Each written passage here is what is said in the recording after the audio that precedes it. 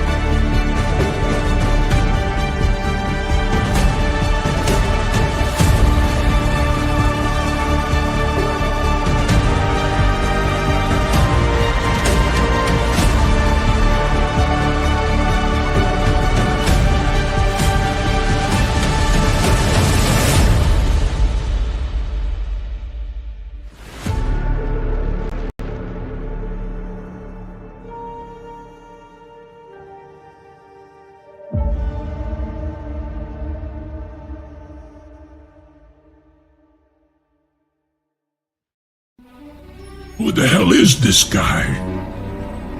What's he want? Where's he come from?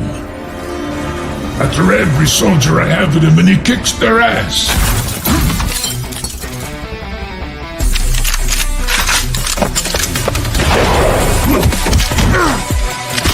Outman.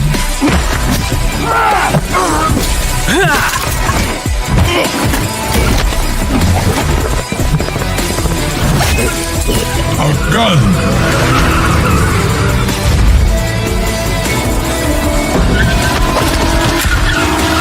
And he walks away clean. With my money. Now what are y'all gonna do about that? Turn us loose, Tuna. Let us do what we do.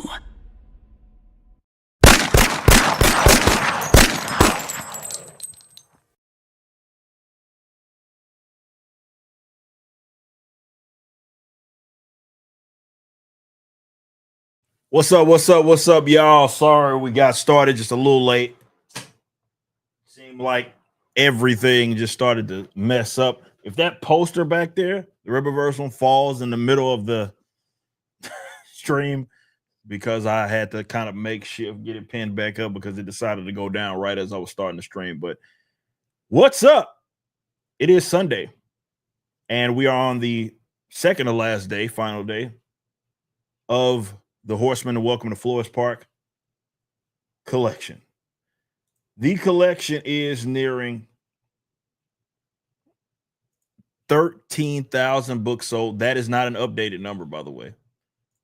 I'll get you the updated number right now. We are at 12,987, 13 away from hitting the milestone of 13,000 total books sold. If you have not got it, go ahead and get it. Why not? In the middle of the stream. Why don't you?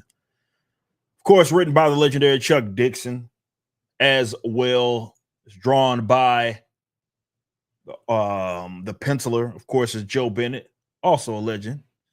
And our man's Fabio Jansen is the inker.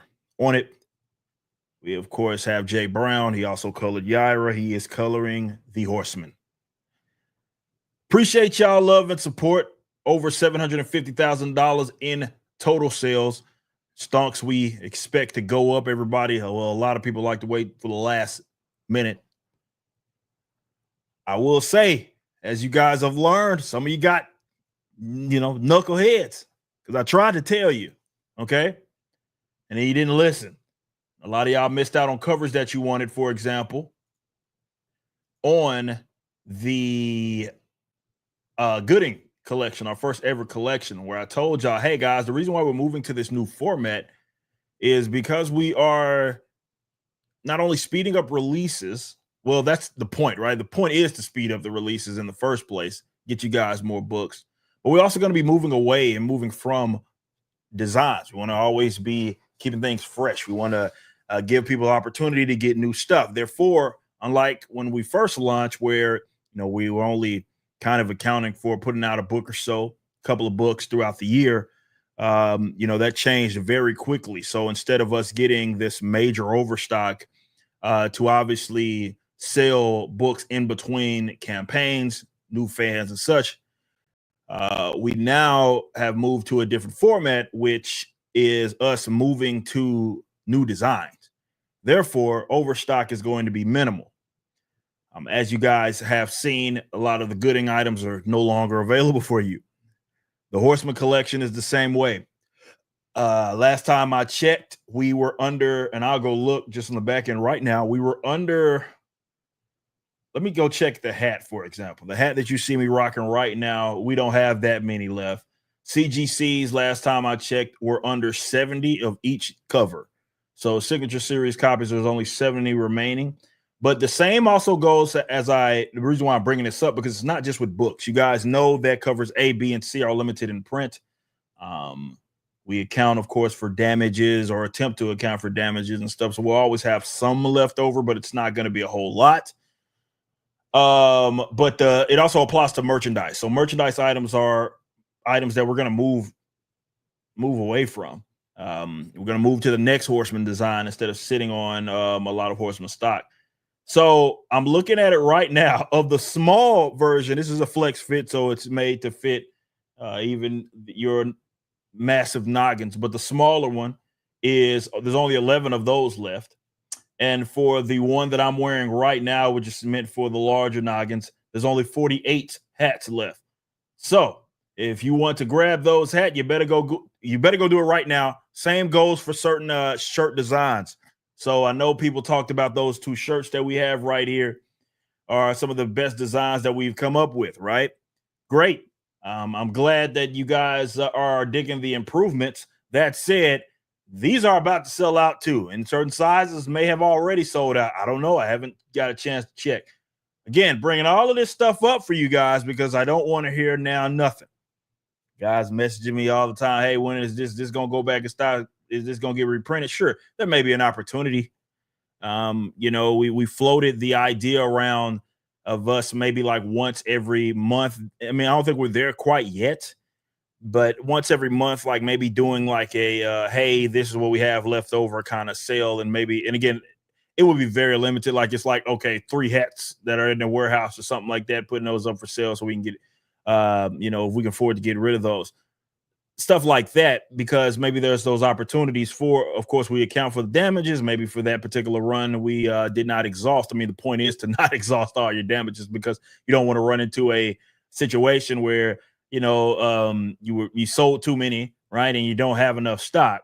So, we're going to have those reserves, and those reserves may be your opportunity there. Maybe you catch us at a live event. We held on to some of those and you got them.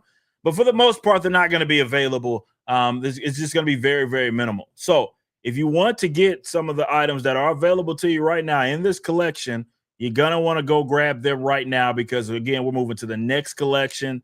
I think we can maybe get another one out by the end of the year. We'll see another collection. So we're moving on to the next designs, guys. We're moving on to the next thing. Of course, you will have those covers that are still available. If there were some left in the collection, those will still be available for sale, like stuff that we can actually sell, right? Not accounting for damages. But of course, you'll have that cover D usually that is a mass print. So if there are people that find out about this after the fact, we're always going to have something in stock for you. It's just not going to be the limited print. The cover Ds generally are designated for reprint. Those are reprint covers. For ISOM 1, it was cover C, but for each one after that major title have all been cover Ds.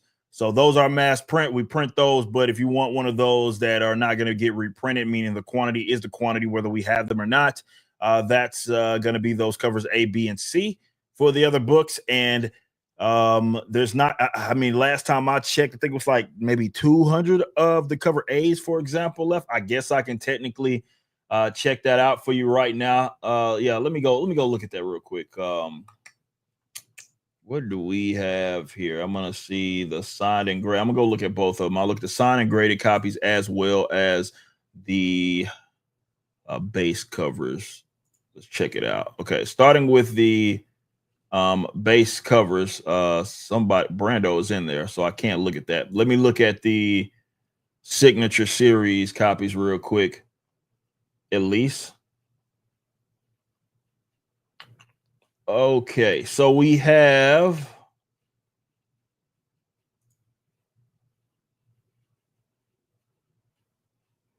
cover A, there are 70 left.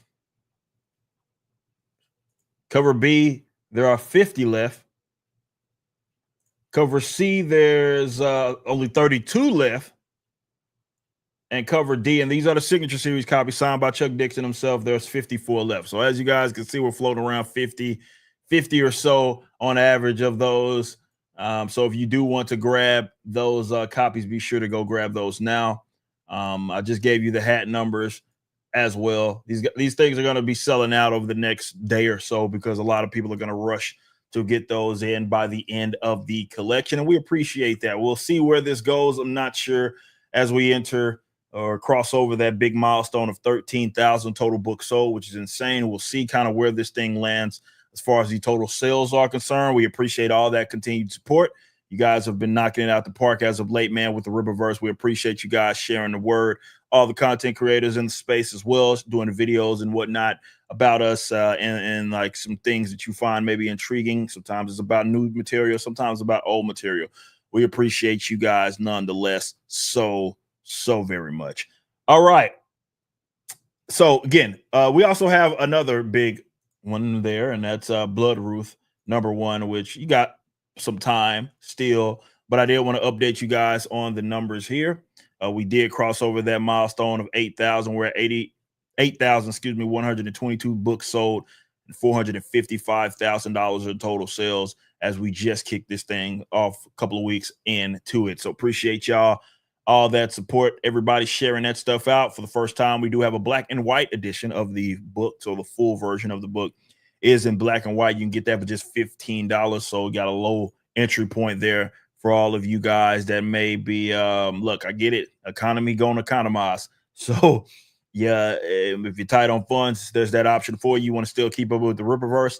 It is a horror book, so it's very much in that vein, right? Yeah, that's the reason why we did it. You guys saw Michael's art initially, and you were like, "Hey, why don't you guys do a black and white version of this book?" There you go. And that's why we did it. Listening to the fans, getting that feedback from guys that are supportive of us, and we want to do more of what you guys enjoy. Right? That's what it's about. All right, Bruce, my man's Bruce says can't stay because of work, but congratulations on the massively successful Horseman campaign. 13,000 books any minute now, and Jay's closing in on 1.8K. That's also true. Acromatic Chronicles Green. You can go to rippersend.com and go grab that. That has $66,000 in total sales and over 1,750 books sold. So let's hit that 1,800 books sold milestone. We appreciate that. Go get those CGC copies signed by my mans as well. And yeah, man, Jay, it is. So big shout out to him, and a big shout out to all of y'all supporting all the Rippaverse things as we continue to grow as a company. Make sure you're staying hydrated. It's very, very important. It's vital, actually, even. But I appreciate y'all. Transformers fans, what's up? With a 5 month says, I can't wait for my cup of tea to come in of Horseman. I mean, look at this thing, man.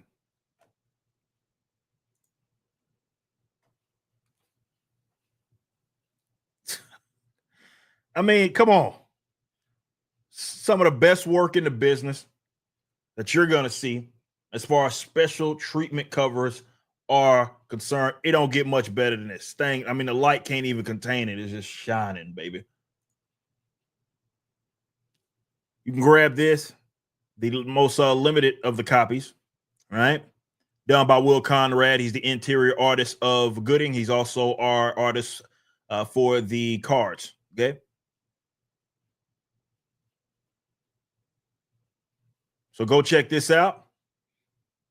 Full luminous as well. Special treatment on the entire cover, not just like the titles and stuff. There's also some embossing. We went all out on this bad boy. So you can go grab that. It's still in stock. All of the books are still in stock. If you want the cheaper option, that's cover D mass print. You can grab this right here for just 25 bucks. Excuse me. 25 bucks. You can grab this, done by the interior artist, Joe Bennett himself. Go check that out. Throwback cover. You know, of course, you can also get some of the others. Caden White cover. You can't go wrong with our director's cover. Right there. And of course, we have cover B, Runnelson. This actually isn't the first work that he's done with us. You'll see some more of his art. Love working with him as well. There's that cover B. So go grab those. They're all available still. CGC copies are running low. These copies are running low for that matter. It's just a lot going on. A lot of people coming through, showing some love. And I appreciate y'all nonetheless. Because, okay, let me check the actual numbers for the base covers. Just base books. And let's see what we got left. Again, we usually have plenty, but guys, when I say, hey, we got 300 or something left, those can go in a day when it comes to the finale of the collections or campaigns. 240 books left of cover A up for sale. You have about 700 of cover B. Cover C, you have 132. So those are running real low. 132 left of cover C that you guys just saw. Well, you just saw all the covers. So not that many of those. Excuse me. So go to grab those, ripperverse.com. Obviously have it pinned as well as in the description. Garfield's Bizarre Adventure with a 20 says, looking forward to the Horseman. I'm excited that I'll have have it in my hands in a few weeks. I don't have to wait 4 years for it. Also, just a friendly reminder to some of those out there hate watching, don't smoke crack. Yeah, that's not good. Crack is, just leave that stuff alone, man. Any of those hard drugs in general, I'm straight edge, but just leave that stuff alone. It's not generally leave it alone, man. It's not good for you. But yeah, you don't have to wait that long for our stuff. We run our pre-orders. Our pre-orders are almost akin to what the industry does. I mean, give or take, because as you guys know, with you're not the first buyer. If you don't know, sorry to break the news to you. You're not the first buyer of that book when you buy like a mainstream or distributed comic, okay, or in the direct market. You are the second or third guy to get his hands on it. And when they sell to their distributors who sell into the retailers, and that relationship exists through whatever platform or company that they're going through as far as the distribution, Diamond, Penguin, Random House, whoever it may be. Well, those are pre-ordered for a while. So while, yeah, you can go to newsstand or go to the comic book shop and pick it out, the comic book shops themselves are pre-ordering it months ahead of time. Okay. So it's give or take around that, which is what we like to float around. You got between a month, 2 to 3 months at most is the kind of where we float around as far as our pre-orders. And obviously it's coming further and further down as we grow. That's kind of how we want to handle this, because look, you guys are investing in this company as far as as a customer, right? You're a buyer, in other words. And you part ways with your money. You're pre-ordering something, so you're already being charged this. I take it very seriously, and I think any company that takes itself serious is, at that point, once that exchange is happening, you're working hard to make sure that you give to whatever that agreed upon time frame is. Get them that. And obviously, you want to communicate in the event that there's any sort of hiccups, but generally speaking, those deadlines or timelines are self-imposed, so you should be able to account for it. That's like what we generally do. We try to give ourselves some wiggle room. And again, if there is some times where it's like, okay, well, it's a couple of weeks here because of a freaking hurricane almost obliterated where one of our vendors is. Okay, cool. We communicate that with the audience. It'd be a couple of weeks or whatever. We had to do that with Horseman, right? So it's doing stuff like that. Communicating is very, very, very important. And obviously, like I said, I understand in this economy or in any economy, to be fair, people parting ways with their money is like, they don't have to do that, right? Like, so why not take it serious? If they're parting ways with the money, they're giving you money, they want something, just work very, very hard to get it to them. And that's what we do. But it's also like, we're playing, that's the game that we're playing, right? We're making our presence be felt in the industry as a publisher, not a hobbyist, right? So I have to take it serious. It's not one of those things that I can just say I'll get around to it when I get around to it. No, I have to take it serious, and everybody's working hard to get you what you want. And also, again, we don't present it to you to buy, right? Like if something is going to be exchanged, right, it's already at the production phase, right? At minimum of the production phase, or it's already across the finish line, right? That's just how we operate. I'm not going to put something up for sale that's still very much in the concept phase and has a bunch of work that needs to be done to it. I wouldn't do that. That's just not how we operate. Now, again, no major publisher, to be fair. And by major, I don't mean massive publisher.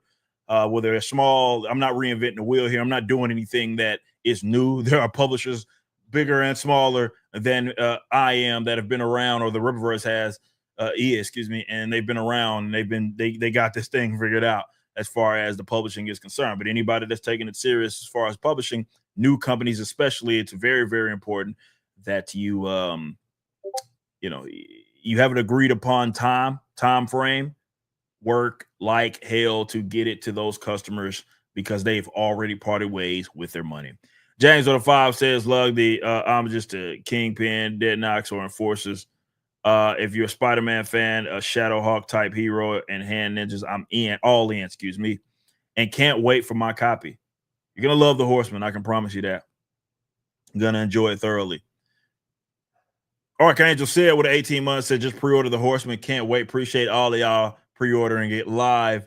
It goes a long way because we are nearing. I would love to hit that milestone by the end of this stream, upon which we hit 13,000, which is crazy for a brand new character. 13,000. We're 7 away. I'm looking at the timer right now. It's not a timer, but looking at the sales. We're 7 away from 13,000. What the hell? 13,000 books sold, man. You guys are crazy. Lawrence, my man, so with a 13 months, says keep up the good work. Looking forward to Thursday. Yes, I will be on stream, chilling, talking shop. Really looking forward to that. Shout out my man's LG.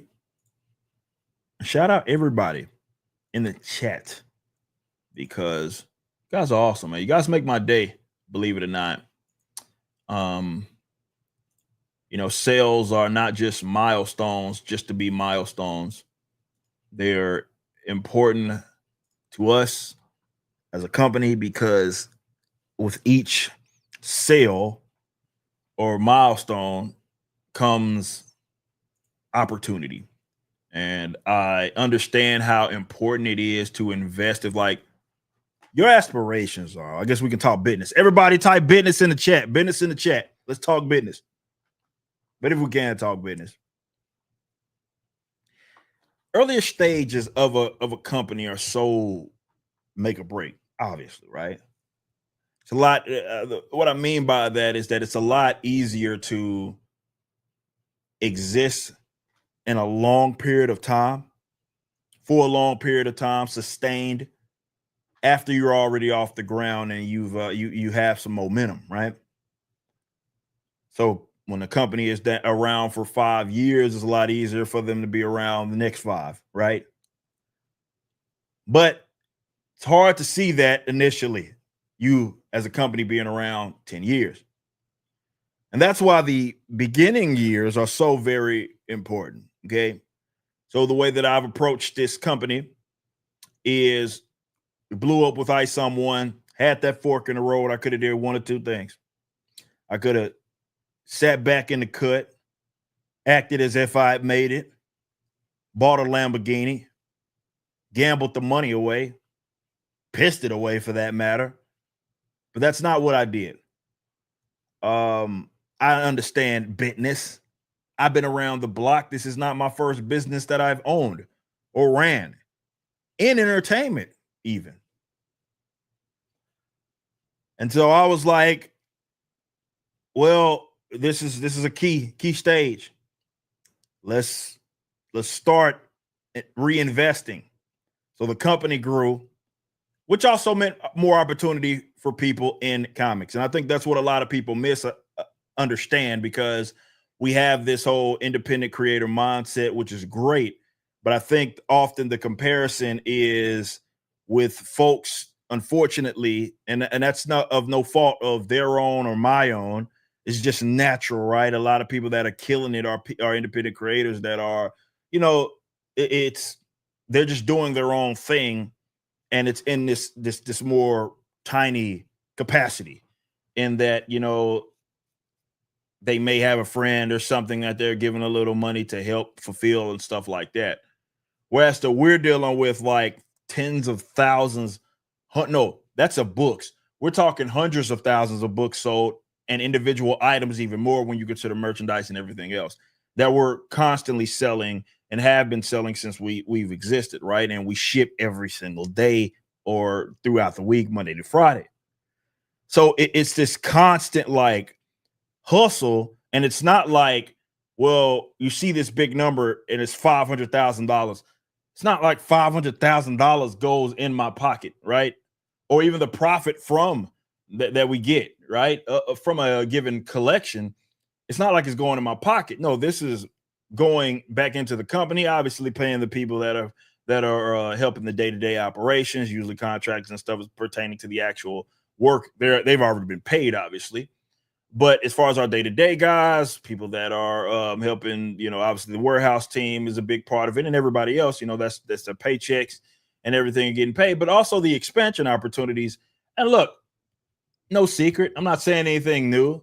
We all know where the American comic book industry is, and it's not in the greatest of places. So to be a part of a company that at least is growing enough to employ people in the American comic book like industry is very, very important, right? And these are full-time, well-paying gigs. And I take that very seriously. And that's why, again, each sale matters, each milestone matters, because that ends up being new projects, new people brought on to the team, and expansion. Expansion is important because, like I said, I'm not like a flashy guy. Anyway, you guys know me like relatively, I guess, comparison to maybe other people that you would deem as I don't know, having a public having a following. I'm not interested in none of that shit, right? Most of my time is spent working.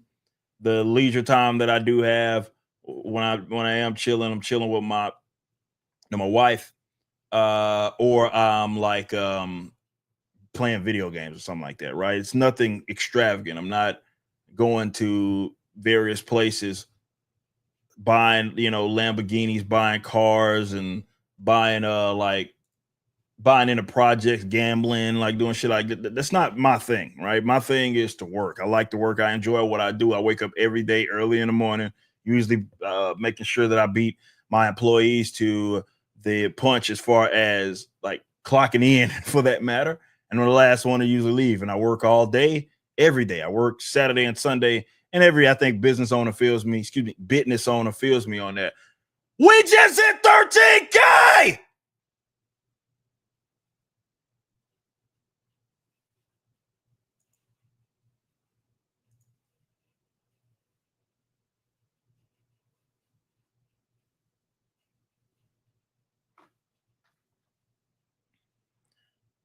$13,000 books sold with a little over a day still left. That's also $760,000 in total sales. Hot damn. Appreciate y'all, man. I mean, 14K? Can't we hit it?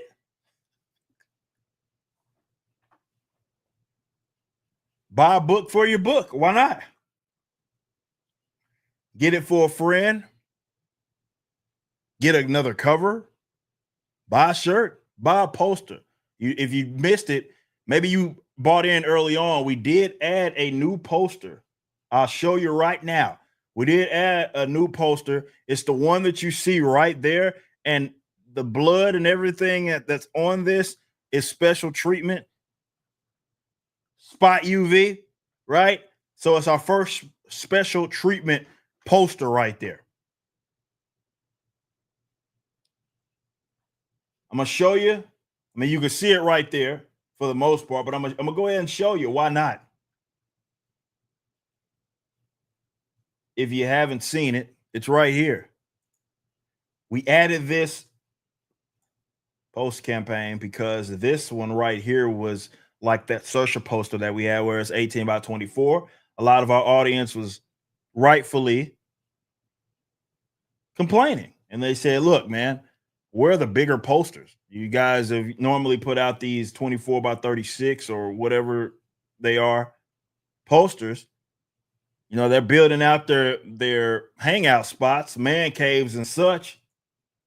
What the hell are the bigger posters? So we said, okay, cool. You want another poster? We'll give you another poster, but we're not just gonna give you a regular one. We're gonna Kanan White, of course, doing the art, but we're also gonna do some special treatment on it with the Spot UV. So there you have it. First special treatment poster right there. Official. That was added after. So if you bought in on the first day, you didn't even get this. That was added to the collection after the collection had already launched. So go grab that right there. Of course, we have several different bundles, and obviously some of those bundles will stop being available as we start to sell out. Okay. Now, collection does end tomorrow at 11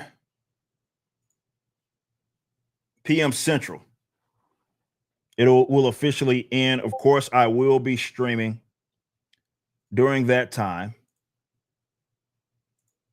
And hold up real quick.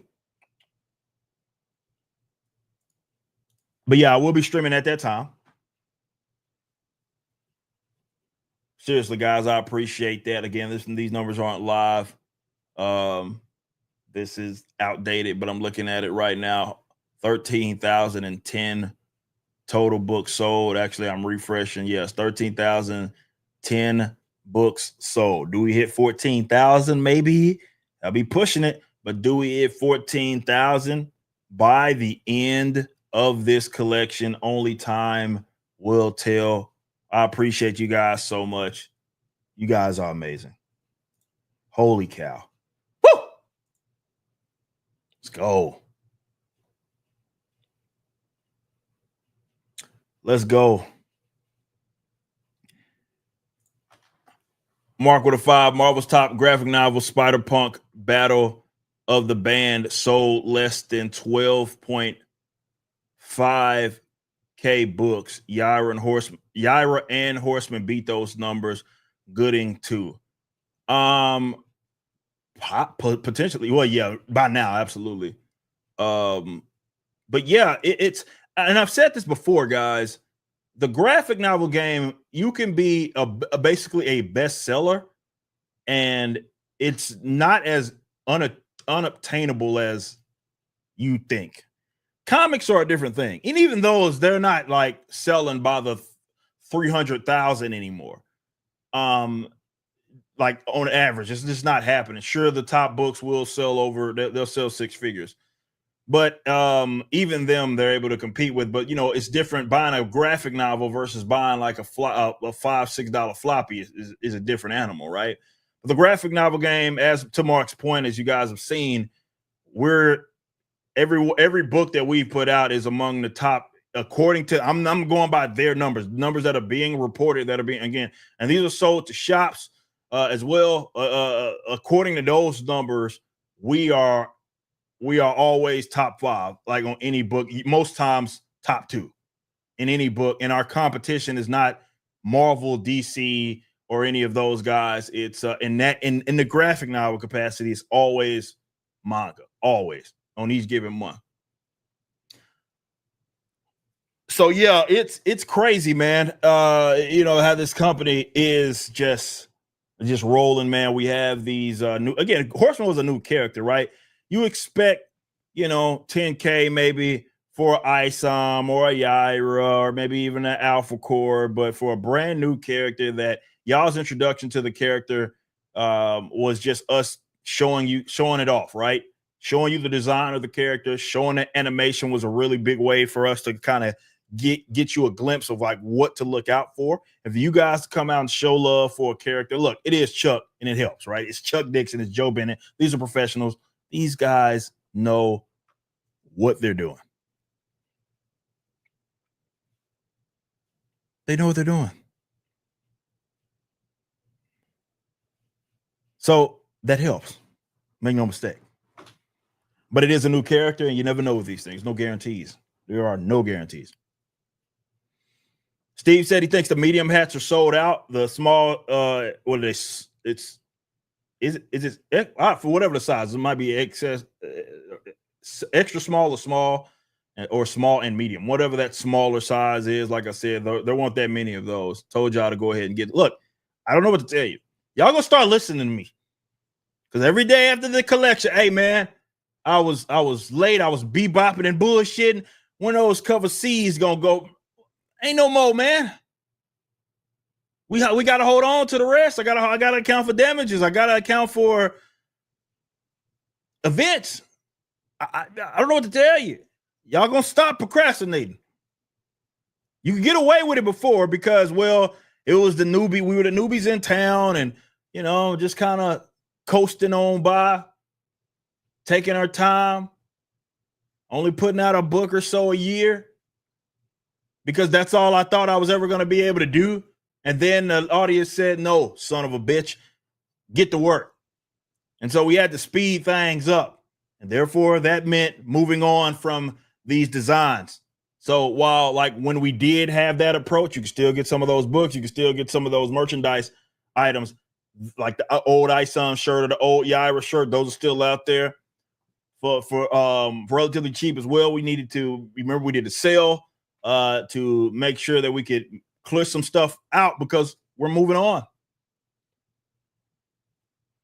We're moving on. So stop procrastinating.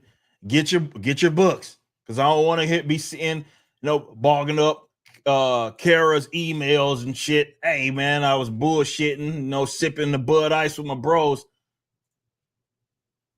and I forgot that the collection had ended. Is there a chance that I could? No. I mean, maybe there's a chance, but it ain't gonna be no guarantees, especially as we go through fulfillment, because fulfillment starts mañana.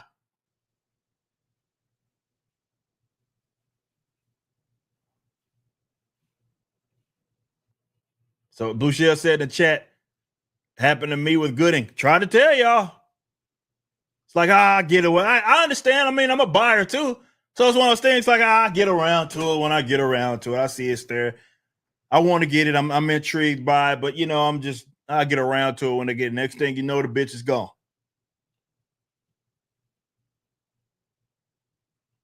Try to tell you. This is the new format of the Riververse. Sure, there will be those evergreen items. We'll put out a statue. We'll put out a like the Riververse shirt. We did bring that back, the logo shirts. There'll be the exceptions. But as far as the general collections are concerned, most of those items are not. There may be an item or two, a poster that's like, okay, we want it. We'll get enough because we want it to be in the store after the fact. Most items aren't going to be like that. This hat, for example, they're meant to be gotten rid of. Just gonna give it to you straight. So when they gone, they gone. Ain't no reprints of these. They just out. We're moving on to the next Horseman hat. Completely different design. Know what I'm saying? I'm just telling you. Y'all keep procrastinating, man. I'll be trying to tell you. Seriously, man, I appreciate y'all. Mark, thanks for that. Archangel said with a 2 says, congrats on 13K, motherfucker. Yes. Woo!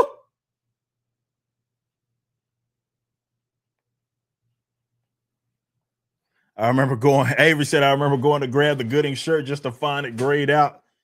That happens, man. It happens quick.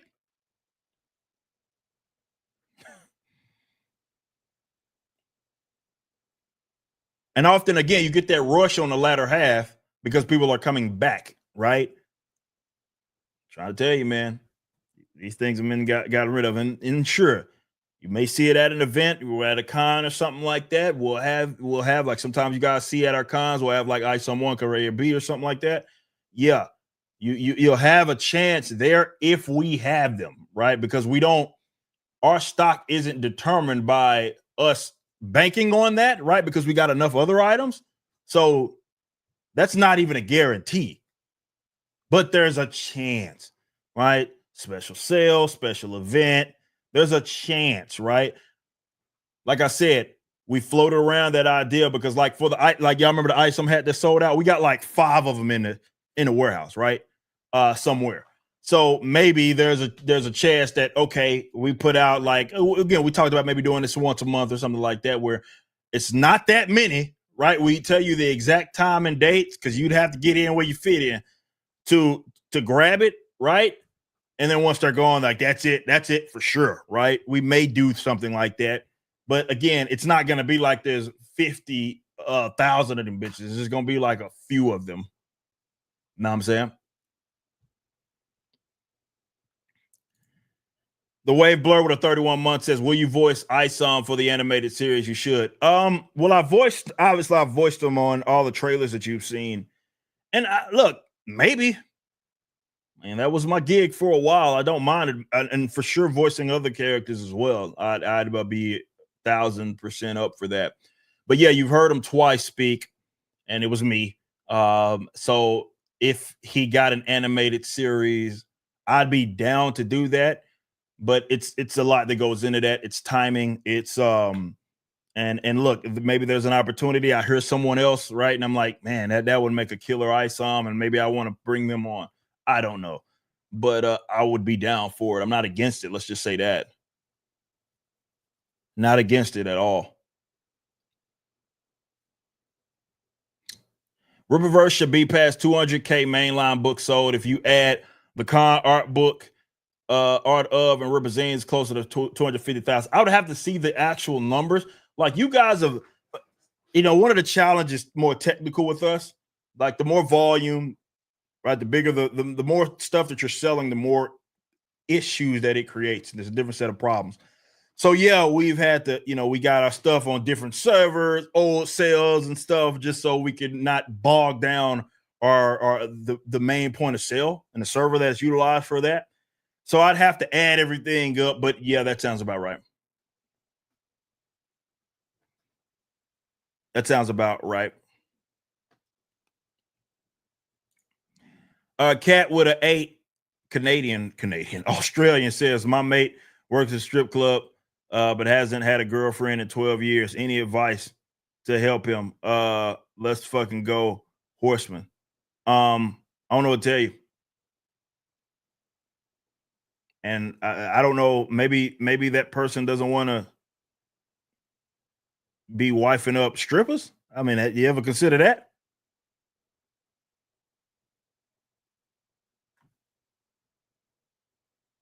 Just saying, it ain't for everybody. You know what I'm talking about? Shit.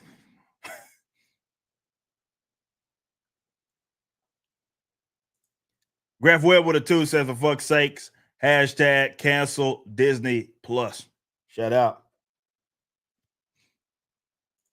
Nate, what's up? Big Nate says, if I drop 30 tonight, free shirt. Congrats, bro. Shout out to you, my man's Nate. Bro, we game together, so I can give you a shirt. Just let me know your size. I'll get you set up. Shout out Nate, one of my gamer bros.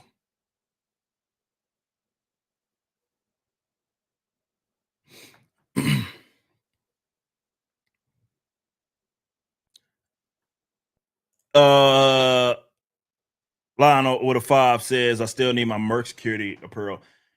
Yeah, I mean, we had the Gooding Services thing, like the poster and the shirt. I would like to do some in-universe stuff. I think there's like some opportunities there, and we'll see kind of what that looks like.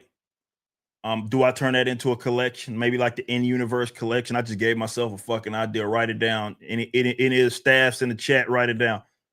In-universe collection, right?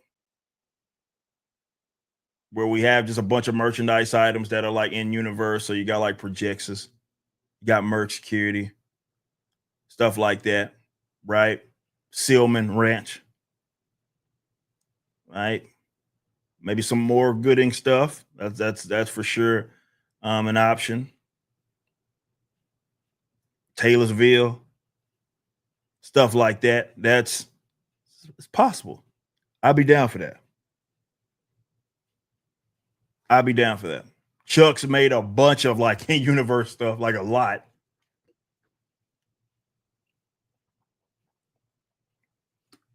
You'll see it in Horseman, even more of them. Yeah, that'd be really cool. That'd be really, really cool. It's like I gotta, where is it at? I don't know where it's at, but like, you know, I have a bunch of that stuff too. With like some of the other, I got like a LexCorp hat. So yeah, I'll be down for that. If y'all are down, I'm down. We will do like look. This is very much a fan customer driven company. This is not like a pet project for me.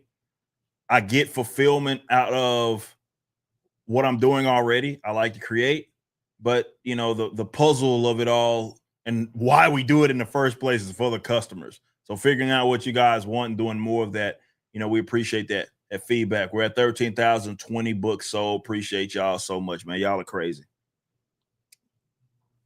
Need a pigeon and hamster merch. Okay, you see that?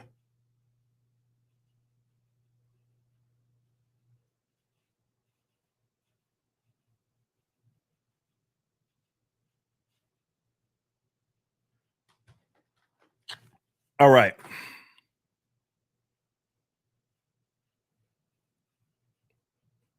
Plushie, pigeon, and hamster. That could happen. I mean, we do have the Bloodruth plushie. It's our first ever plushie. You also have our first ever drinkware in the cup. Not just a regular cup. It's a metal shaker. So we'll grab that.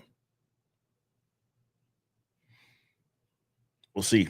Need to make ISOM 3 a campaign. Maybe. Again, I'm trying to keep the campaigns for the whole campaign design for the special occasion. And yeah, I guess I would say ISOM 3 is pretty special of occasion. It is our our most popular superhero. So yeah, probably. Who are your favorite Street Fighter characters? Ken Ryu, Guy. Believe it or not, fucking Cody. I could fucking destroy people.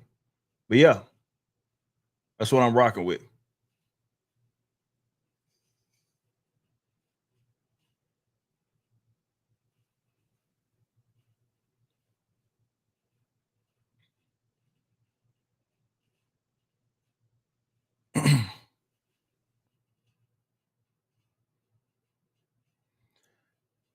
L Zoomer. I just read that. I just read. Appreciate that.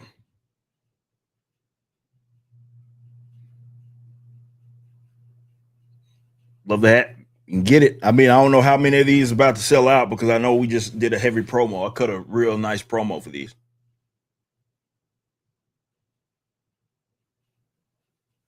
Also, favorite Street Fighter game. I mean, you see the Street Fighter 2 or Street Fighter Alpha 3. One of those. I'll say that those were the two that I played the most of. Obviously, my first Street Fighter was Street Fighter 2. Sega. Arcade. Sega Genesis.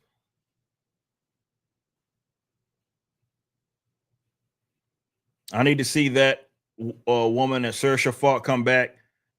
Can't confirm that was not a just random character. Have you thought about ripple points for purchases? Yes. We've thought about having some sort of like point system. We're already actually trying to get that active when the memberships roll out.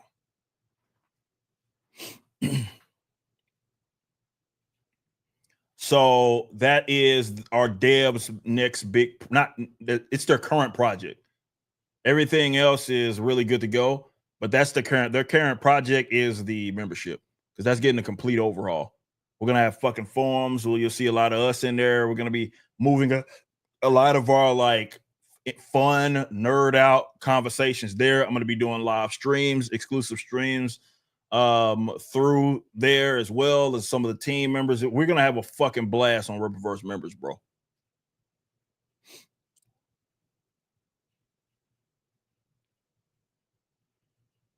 And it's gonna be like this ever-growing thing.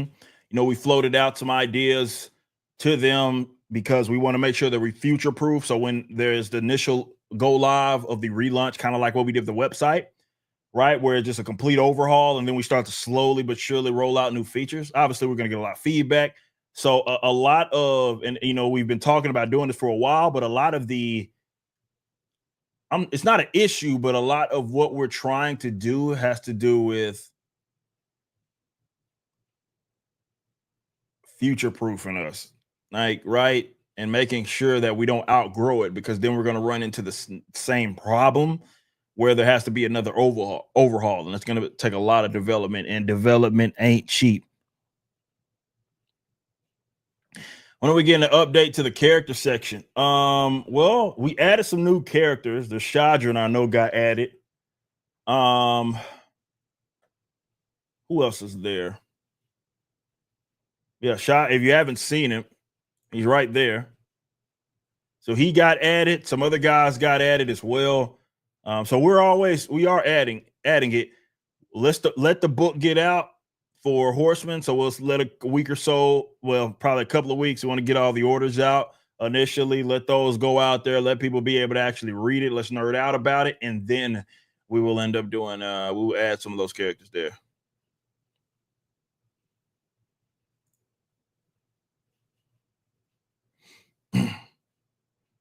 Can't wait to place an order. Birthday present to myself. Hey, appreciate that, Dad Bills. Much love to you. Much love to look. I love that. It's a new company, so it's also fun for a lot of our newbies. Look, I know there's a lot of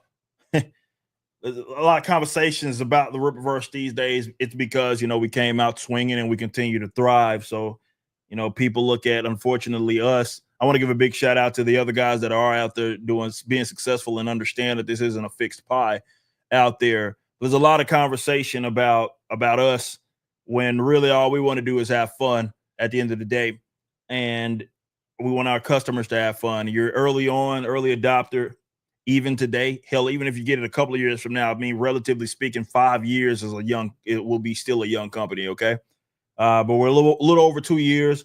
You're getting to get in on a universe that's brand new, universe that has all new characters, not simply reskins of old ones. And more importantly, if not the most important thing, is that if you are into like the connected universe, which is, I think, our biggest appeal, it's a connected universe that you're getting in early on, so it's easier to keep up with, right? We're going to grow. We're going to try to keep this thing as cohesive as possible there. It's not going to be perfect, but we do want there to be some semblance of, okay, I can start here and keep up, right? It's not just going to be so many continuity errors or whatever that just completely take you out of the universe, right? Like I said, we're not going to be perfect, right? But we're going to do our best, and we care enough about it to have, for example, lore masters in Genesylvia Saska, where they make sure that they keep up with it, and their job is to, the sister's job is to make sure that all of the stuff that's happening in the books translates to the universe Bible, so that new writers, and even us, we have a reference point and can say, okay, yeah, this happened, needs some quick reminders or stuff, or there's a character that I need to utilize. Do we already have that type of character for my story? Like that's what the universe Bible's there for, and that's the Saskas, and they do a phenomenal job there. But that's because we care a lot about the continuity of it. So appreciate your Dad Bills. Appreciate all of the newcomers. Like I said, we do want to, with the memberships, the new membership website will be massive, and it'll be a great place for you guys to nerd out, meet other Rippaverse fans, chat with them as well. And again, just us doing fun things for you guys that is unique to our customers and the experience that we want to give you. So it's about nerding out. It's about having, a place to escape, a place to have fun. Everybody has what they're dealing with in the real world, and there's nothing wrong with having that go-to form of entertainment where you can just have a blast. And that's what we hope to make Rippaverse for many of you. So appreciate that. We got my man Avery. What's up with it too? Says the Rippaverse family, fandom, and a whole lot of fun. That's what it's about. Shout out to Avery Parker, a big ambassador for the Rippaverse, man. Shout out to all y'all. But yeah, we got a lot of stuff cooking, by the way. We'll have some announcements very soon. I know some people have been asking about future titles. You guys know some of what's coming up, but we do want to give you some formal announcements. That's going to happen very soon, and we'll keep you guys posted on that because I want to give you some things to look forward to. And we got a lot of stuff cooking, man. A lot of stories on the way. Big time. Nocturnal. Yes, I'm very familiar with Brian Polito. He's a crowdfunding OG, if you will. Scorpio with a 10 says, will you give us an official 2025 lineup of books that will be released? Also, super excited to read The Horseman. Yes. I will give you, again, I'm working on some stuff. We will have some announcements for future titles. It's not going to be every single title that's about to come out, because then we'd be like, kind of spoiling some of what's going to happen. But there is a theme, and there is there are a bunch of stories that we have been cooking up, and I want to let you guys in on that soon enough. But it's a lot of stories being written. We got a lot of art, a lot of stories that have already been written. We got stories that are ready to go as well, stuff that we can go ahead and get released early next year. But we also have some stuff that we're going to be green lighting as some of these other projects get across the finish line.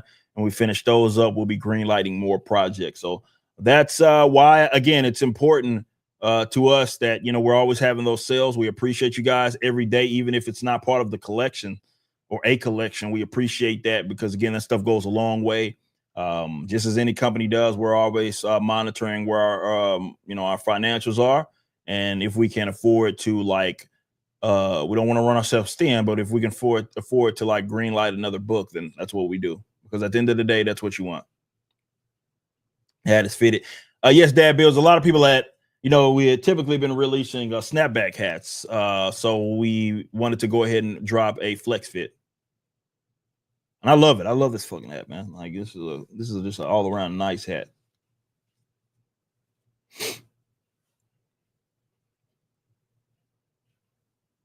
So yeah. How congested are the rubber sand solicitations? Pretty congested, if I'm gonna be honest with you. There's a lot going on there, but it's a good problem to have. There's a lot of people that are intrigued by it, and look, not every project is gonna make sense either. We only green light projects for rubber sand that we believe in, but can also we're confident that we can actually help the creator, right? It's about elevation at the end of the day. It's about taking things to the next level, putting more eyes on it and doing what we can to assist them and making this the best project that they can do. David Nelson 105, thanks, Ripper. I'll just pull it up here. Tabletop RPG Moons of Syria manual is at 500 pages and about 50 left. Thanks for the pep talks every week. Hey, man, love to hear that. Sounds like you're grinding. I love to hear that. Work ain't gonna do itself. What is the total purchaser numbers for Horseman? I'd have to look. Don't have that offhand. It's not as easy to just bam, look at it. I'd have to look.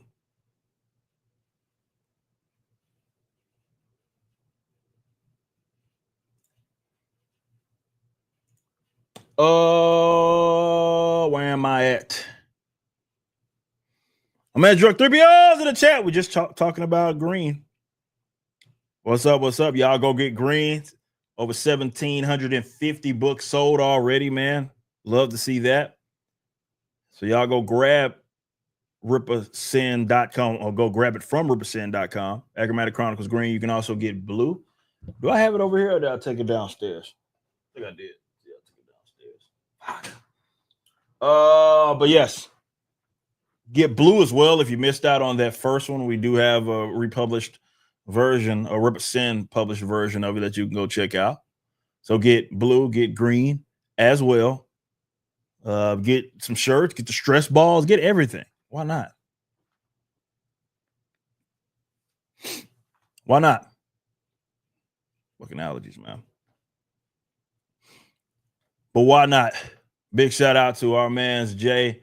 Love that the campaign is doing well for him, man. And it's quite the honor to be able to publish a friend's book like that. And just glad it's doing well, man. And a big shout out to everybody that's been showing love. Harkin says he's purchasing next month once he gets paid. Shout out. It will be there in the store at rippersin.com. Big shout out. But yeah, man, lots playing with Jay. Guys are very creative. And there's a lot of other stuff that we're going to do. And not just with this particular series, man. There's a lot. This guy's very, very creative, man. And he knows, man, whatever he needs from me, I got him.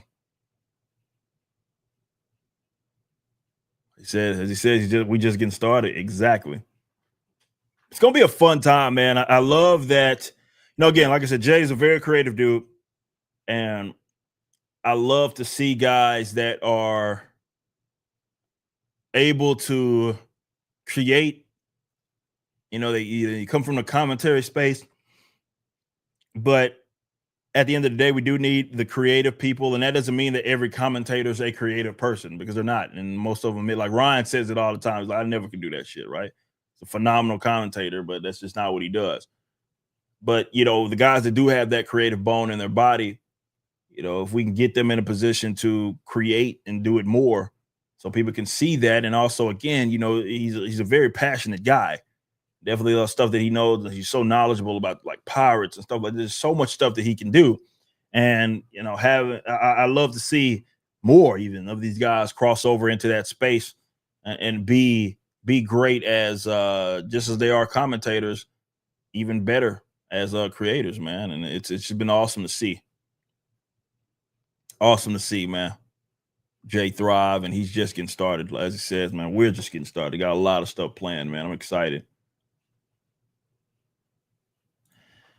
Paradise with a 48 months says a Lincoln and Horseman crossover will be fire. Interesting. Okay. Starting the workout week for both upper and lower body workouts. I'm psyched to get fitter before the year is out. Hey, finish it strong. Don't wait. New Year's resolutions and all that shit. Ain't no sense of waiting. If you're trying to get in shape, you can start that tomorrow. Start that today, hell, for that matter. Get it going. No better time than the present. Know what I'm saying?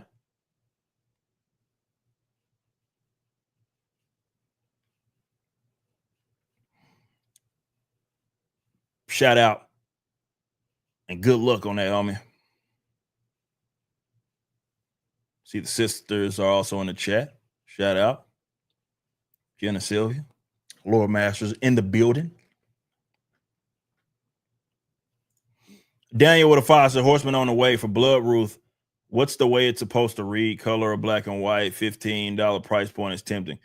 Well, it's hard to say supposed. Obviously we created it initially for it to be a full color book. It's just people saw, I think it was two things. It was obviously it's the genre, right? And horror books just generally look appealing, right? In the black and white format. That said, the art that people saw from Michael was a big part of that. And people saw that and they were like, man, it's really good. You should release a black and white version of it. And so we did. We didn't go into it planning to release a black and white book. It was just the audience, and it was enough. Look, part of my job, especially as the business owner, is to analyze what's in demand when the customers are speaking up. You're going to get some ideas that are fantastic. You're going to get other ideas that they're not bad, but getting a return on that, it just may not be worth exploring because the demand isn't that high. Well, we knew pretty early on, just once we revealed the first art from Bloodruth #1 by Michael Montanat, who is the, of course, fan art contest winner. We saw that, and the response that we got, so many people were demanding a black and white version. So we did it. So we didn't go into it with the expectation that was good. There was going to be a black and white version, but it was audience driven, and we listened to you guys, and so we did it. There was enough people that were just demanding that you did it. So it's like, now at that point, we're stupid not to do it. So we did it. Cheaper option. And it just goes well with the type of artwork that he does. Michael does. Thanks, Daniel. Unite with a 5 says, is there a general frequency with which the next Acromatic after Green are expected to release? Jay question. They're already working on the next book. As he says working on the next 2 books after Green as we speak. So he's already working on that. So there you have it.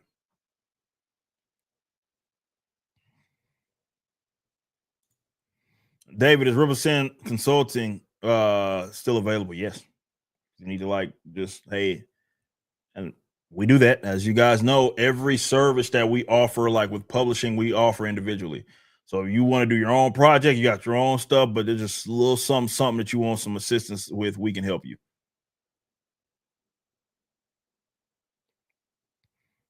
You know? Black Blazer with a 42 months. Business. You're right. You're right about that. Business all day long. All day long. Okay. For you guys that have not seen it, maybe you're new to the party and you have not yet purchased the Horseman. Maybe this will convince you. Who the hell is this guy? What's he want? Where's he come from? After every soldier I have with him and he kicks their ass.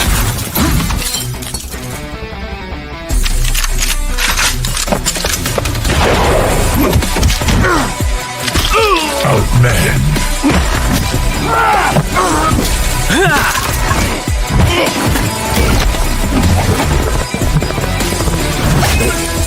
Outgunned.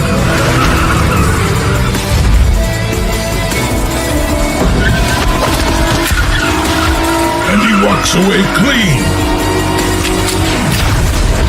With my money. Now what are y'all gonna do about that? Turn us loose, Tuna. Let us do what we do.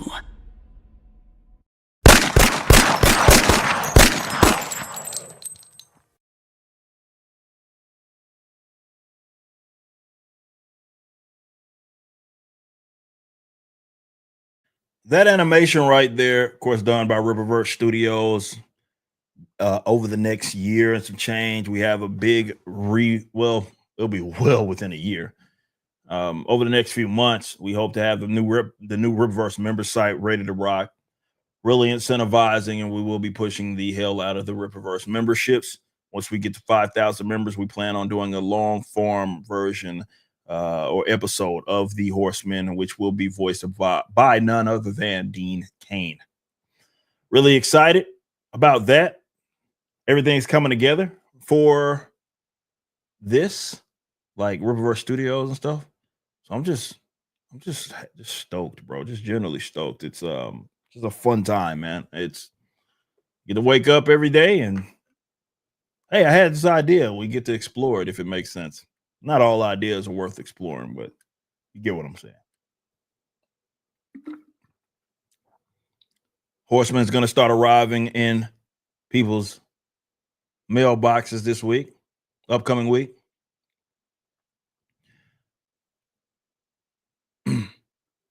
Corban Hideout says I got put onto you because Star Wars Theory was saying he's going to use you when he makes his book. I'm stoked for that one. Yeah, whatever he needs, we got him. Obviously, we are close with Star Wars theory. We travel a lot with him for our cons and stuff. We share space. Is our guy. So yeah, whatever he needs, we got him. We got him. And like I said, guy's a creative guy. He's done a lot of obviously fan like content, Star Wars related stuff, but the fact that we're having more creative people get out there and they may come from like the general commentary space, or they're doing like he's doing commentary on top of like fan theory stuff, like just creative guy, and start to do some original content. That's what we need. I think everybody now kind of understands. It took a while. Look, people got to where we're at right now, where I'm at, and where a lot of other people are. Different journeys, right? Some people got there earlier than I did. Some people are still kind of clinging on to the idea that maybe that property that I love is gonna change. The reality is it's not, but that's okay. What you love,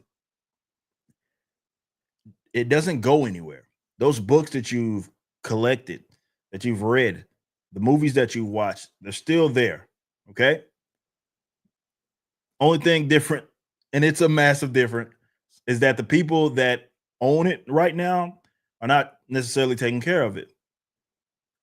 But I've mentioned on the last several streams, we're at this odd age, okay, where a lot of our mainline entertainment, for most people, is content that is either directly like in itself as far as the property, old as shit, or it's owned by a company that's old as shit.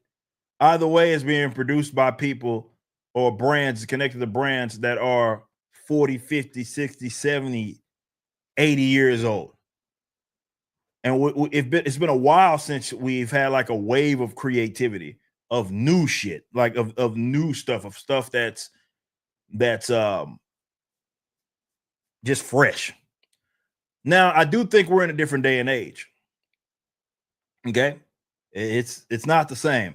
So if people are creating, I hope that people aren't creating companies with the anticipation that they're going to be $1 billion company. Probably not happening.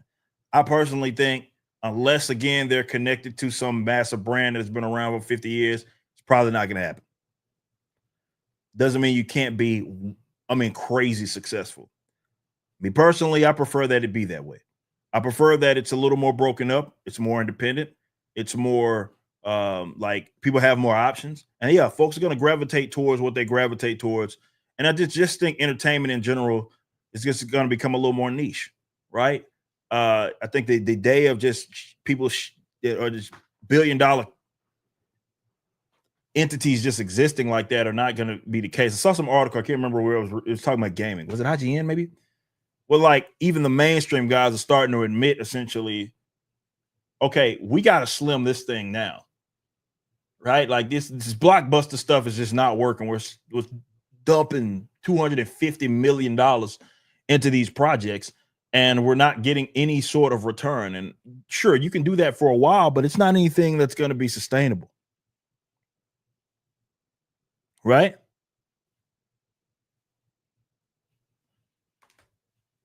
So I think just the nature of where things are going, people have more options. I brought this up in a long form post, and I may end up doing a video on it, like a creator business. Everybody type business in the chat.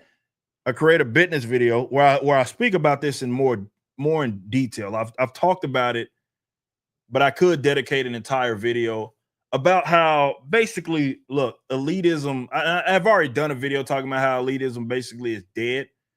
But I just think that you're in a day where people have more options than they ever had before. And so markets are just they shouldn't be looked at the same way as they had been in the past. And I think that a lot of the mistakes happen because people think that they can, and it's just not. It's not like that. And you for sure shouldn't be measuring your success based off of what a mega corporation does. That's stupid. Just because some other entity that's connected to $1 billion company makes $500 million on something does not mean that the only way to see success is to make $500 million or something even fucking near that. No, I just think in the future, everything's going to be, you're going to have those rip reverses, right? Right. You're going to have those that, okay, a lot went right for them. They make a lot of money, right? Hell, we wrap 2 active collections right now. And between those is $1 million, right? We made $1 million between, which is kind of just crazy to imagine, right? Between Bloodruth and Horseman, those have made $1 million. So in like a 2-month span, we just made $1 million, right? So while that's there's going to be those, right? And there will be someone that's going to be outperforming us for sure. And I do believe there's going to be people that make half that and that still should be considered a success, right? Because I just think that's how it's going to look. It's not going to look the same. And I think people need to prepare themselves, especially customers, because that's just how it's going to be now. And that's fine. I'm okay with that. I'm okay with it being competitive. Look, I had to tell you, and I don't even think competitive is the right word, because I think everybody's playing their own game here, right? Where there used to be a way to do things, and really that a way to do things was just that way because everybody else was doing it and all the proper channels went through that method. Now it's like, do whatever you want. That's the awesome thing about it. This is why, again, if you look at my that post that I did where I talk about, like, I see people make a lot of mistakes, particularly people that have been around the block. Not everybody that's been around the block makes the mistake, but there are people that come from the mainstream that make this mistake where they think they try to apply mainstream methodology to independence, and it's just stupid. I'm gonna be just completely honest with you. And so they take that attitude that they have where they think that everything must run through them, and sometimes it's not like they're purposely doing it. It's just that that's all they know, right? And it's like, well, this had been the way that I've been doing it for 30 years, right? So this is the only way. And it's like, everybody, whether you have been in your profession for 60 years or whether you got in yesterday, you need to understand at some point in time, you are going to get your ass kicked by someone that's been doing it in half the time or doing it for half the time. They're going to do it and accomplish what you have in a fraction of the time that it took you to get there. And it's probably going to look a lot different than the way that you had been doing things. Everybody that calls themselves professionals in entertainment that are independent need to be anticipating that. And if you're not anticipating that, you're going to be left heartbroken and confused once it happens. Just go ahead and prepare yourselves for that, because this is the reality. This is going to be the nature of entertainment going forward, and that people got options. People are going to be able to come get these audiences in their eyes, and they're going to be doing things, everything that maybe the previous generation said that they shouldn't do. They're going to completely ignore that shit because the rules are different. And it's not that the rules are just different. They're constantly changing.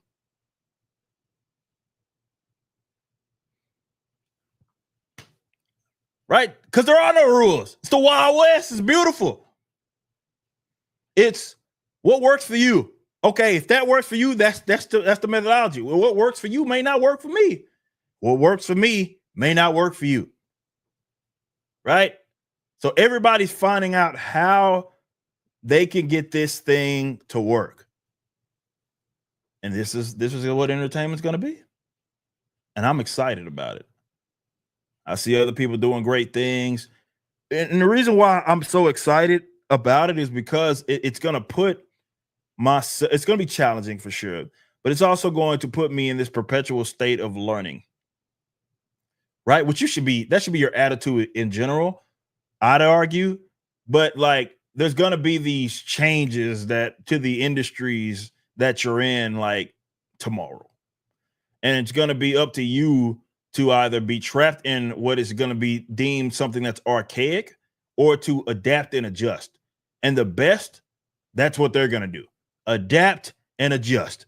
They're going to see something happening that fundamentally changed the industry. And sometimes it's not like a technological different. Sometimes it's just a like customer like what they enjoy and what they want at that given time is gonna change, right? And sometimes just a natural occurrence. It's not necessarily something that happened that triggered that. It just happened naturally, organically. And it's going to be up to, or the professionals, the ones that want to be around, are going to constantly be analyzing things and trying to figure out how they make an adjustment to accommodate this new perspective or whatever it is. Sometimes it is technological, but oftentimes it's not. It's just how people see things. And everybody that's professional needs to be anticipating that, because you don't want to be that old guy, right? That and by old, I'm not saying like necessarily in age. I'm just saying like a person that's just been around, that was stuck in their ways. The last guy you want to be is like, oh, well, y'all are all doing it wrong. We didn't do it back in my day. We weren't doing it like that. So we don't do it like that. That's wrong. All right. The reality is this: nobody can determine that. You can't determine what people like, right? As a creator, you can't determine what's good. You can't determine what's bad. Everybody's going to have their opinion amongst creators and amongst fans and supporters. Just how it's going to be. And what people gravitate towards is going to be exactly that. And there's going to be some things that you just don't understand. You can be like, damn, how the hell, why are people gravitating towards that? How does this make sense? It goes against everything that I was taught. It goes against everything that, remember, you don't have an all-seeing eye, bro. It just doesn't work like that anymore. So you got to make an adjustment. I see Jen basically quoting Yaira herself or Sally Rodell. Adapt or die. That's just how it is. That's the truth. And it's exciting. For me, it's exciting. I fucking love it. Because I'm always going to be learning. I'm always going to be analyzing these markets. I'm always going to be trying to figure out what we can implement that's going to keep us ahead of the curve. And I'm also trying to be cutting edge in my own rights. And a lot of that has to do with a lot of that means that you're going to have to say no to some shit. Like I told y'all before, I tell a story all the time, but it's the honest to God's truth. If I would have just sat there and listened to everybody that offered sometimes I asked them, oftentimes I didn't, but their unsolicited advice on what I was supposed to do with the Riververse, I wouldn't be where I am. There were so many people, pros and not pros, that said I should not have created my own website. I should have instead used another platform, whether it be eBay or utilizing a direct market or a GoFundMe or Indiegogo or Kickstarter. And I said, I cannot make that make sense financially because of how much money I'm going to be leaving on the table because of their platform fees. So I'm just not going to do that. And here we are. Best decision I ever made was starting my own website. Right? Could you imagine when the PayPal thing went down? And it was clearly some wild stuff. But imagine if the PayPal thing went down, right? And I was beholden to like a fucking eBay or something, which basically works hand in hand as a tandem. And I got like the whole store got shut down.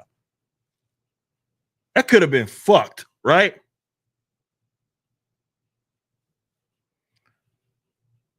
But it's some things you see, some things you don't. What I was looking at it mainly financially, but also seeing like the inevitable, right? By the time I got this thing going, I had already been taken off of platforms before. I had my Twitter suspensions. I had my Facebook suspensions. Having to fight to get my pages back, right? Y'all remember I went that what? It was like I was banned. I can't remember. It was like at least 4 to 6 months. There was a 4 to 6 month period where I was not on Twitter.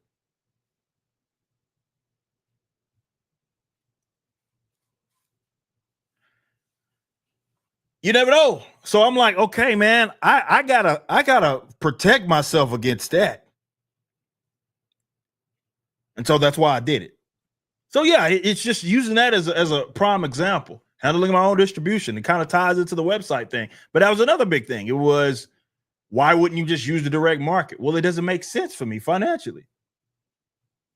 It's a middleman effectively, because the newsstand isn't a seller anymore. And there are people that still believe that. Fine. I'm just telling you right now, from what I picked up from comic book shop owners, there is no newsstand anymore, right? People are let me explain what I mean by that. It does not mean that there aren't people that browse. It's just that the vast majority of the comic book customer now that does even buy in store already knows what they're going to buy. Very rarely are people going and they're like, whoa, what is that? I'm intrigued by it. I want to buy it, right? That it's not to say that it doesn't happen. It's just that that's not how people are getting their information anymore. That's not how people already know they're going there to pick up their pull list. And sure, they may be like, oh, what is this? But for the most part, the vast majority, let's just say just say this. It's a minority now of people that are browsing like that. That's just how it is. The way I know that, right? Part of the way I know that, I was that guy. I already knew when I was still buying books, some of them reviewing for my channel, right? I already knew what I was getting. I knew what was coming out that week.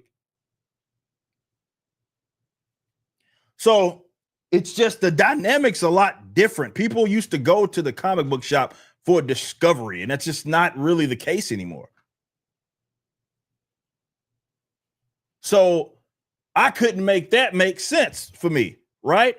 So yeah, there can be of benefit, right? Sure. Convenience, cutting out the shipping, right? So people can just go and go buy, maybe more intrigued to go to a comic book shop or a bookstore and buy. And we sell to shops, right? We sell to shops. We do sell to shops. We have a retailer portal, in case you didn't know, excuse me. So if you want to go have your local comic book shop actually buy directly from us, they can do that.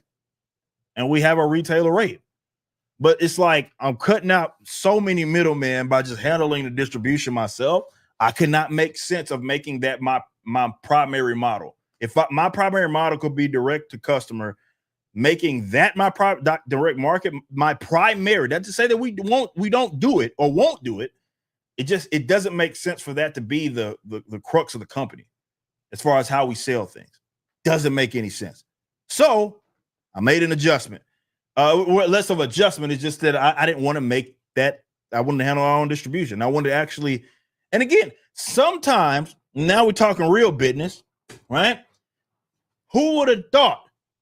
Think about this. I may have mentioned this last stream. If I don't handle my own distribution, there is no repercent.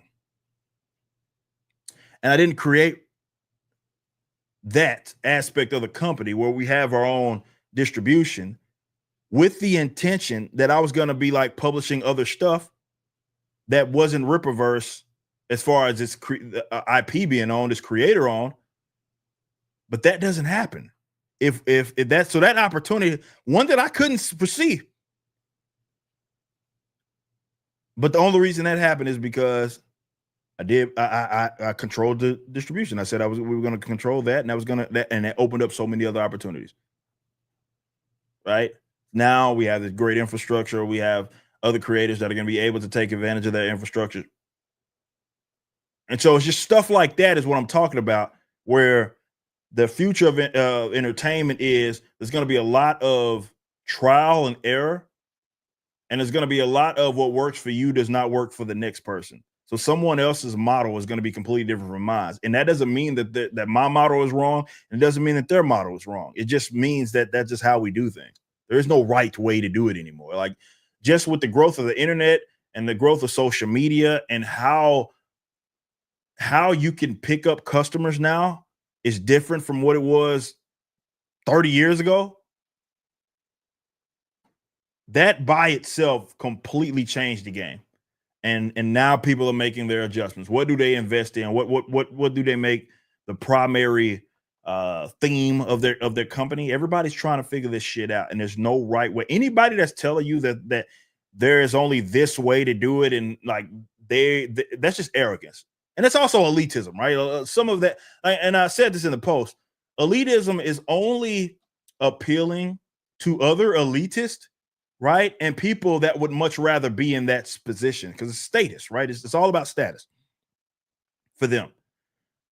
But that's not necessarily how the market works. And I think that's the importance. It's as much a creative approach as it is an economic one. And you got to keep that in your noggin if you are going to last for years to come as an independent creator in entertainment or doing anything entertainment wise, not just comics. It doesn't matter.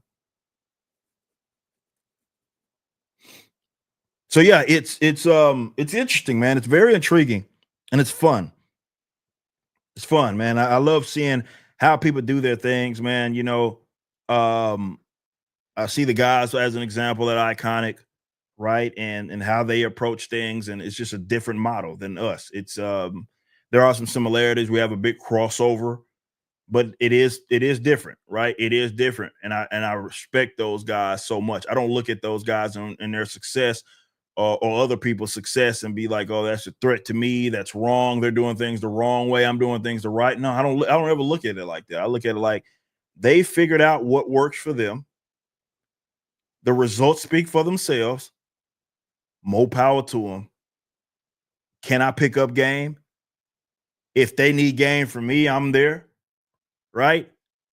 That's my way of approaching this. Like anybody that's like thinking that they are a fucking cabal of and they dictate what that's a mainstream line of thinking, and you're seeing how that doesn't work in entertainment. You're seeing Hollywood get their asses kicked with that attitude of thinking that I get to determine what's good to everybody. That's not how it works anymore, bro. It used to. I'll give them that. It used to be a way to do things, and not because it was the best way. It was just the way that everybody else did it, and you had to go through these proper channels in order to see success. That used to be how it is. Now you don't got to do shit, right? You can look someone's and how they approach their practices, and you could say to hell with that. That doesn't make sense for me, so I'm not gonna do it. And you could still go out there and do great things. I fucking love it. And Blight Blazer brings up a great point. I wrote a song about it. So if anybody thinks that what I'm saying about elitism is like some newfound thing, I wrote a song about that 10 years ago. It's out there, it's live, and that's the name of the song. Elitism. Elitist. That's the name of the song. And I was talking about the same literal thing. And this is what was so crazy to me is how much crossover there is between how the comic book industry thinks it's run or runs and the music industry. And because I that's how I was already prepared for a lot of this, because I already seen this shit. Been there, done that.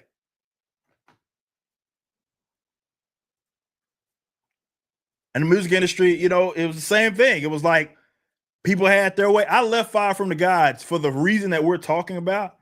That's the reason I left, right? I left because I could not make that shit make sense.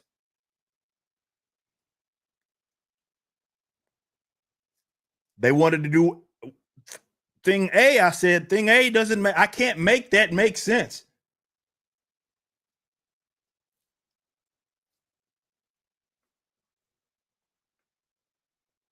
You know, it's just things have changed. And a lot of that is being stuck in how people, often elitists, have told them they must do things. And it's tricked a lot of younger people. And I think that's why things are changing so much, because young people have realized I don't have to listen to you. Like nothing, and what you say don't even make sense for me, at least. And there was a lot of that in the music industry where people were trying to figure shit out. And they're still trying to figure. The music industry has not caught up to technology alone. It's still, they don't even know what the fuck. They don't even know what a diamond record is, a platinum record. They can't make that translate from people buying CDs versus when it was streaming. They still ain't caught up. The same shit happened with comics. It's the same exact thing. It's things that fundamentally changed, and everybody's scrambling, trying to figure out what makes sense.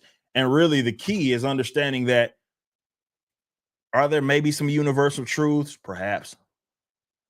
But when it comes to how your business functions, yes, there are things that you probably should not do. But there also are going to be things that are just going to be more unique to that individual company or individual person, individual creator. It's just the way that it's going to be going forward. And you better be prepared for it, and you better be constantly ready to make adjustments, and don't be stuck in your ways to where you feel like my position is the position, and just out of ego and arrogance you're going to stay stuck in that and then get your ass kicked. Not by someone else, by the market.